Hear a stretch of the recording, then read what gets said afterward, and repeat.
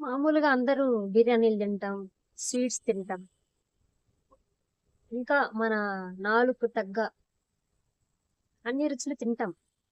కానీ షడ్‌రుచుల్లో ఒకటైన చేదును మాత్రం తినలేం.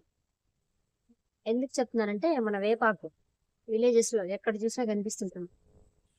అండ్ మన ఇండియాలో కూడా వేప చెట్లు చాలా ఎక్కువుంటుంది. సో, ఆ వేప చేసే మేలు అంతా ఇంతా కాదనమాట. చాలా యూజెస్ ఉన్నాయి. అలా మనం బయటికెళ్ళినప్పుడు ఒక 4 చిగుళ్ళు, ఒక 4 ఆకులు తినడం వల్ల చాలా యూజెస్ ఉన్నాయన్నమాట. మన డైజెషన్ సిస్టమ్‌ని ఇంప్రూవ్ చేస్తుంది. మన స్కిన్ మొటిమలు అవేవన్నా తగ్గిస్తుందన్నమాట.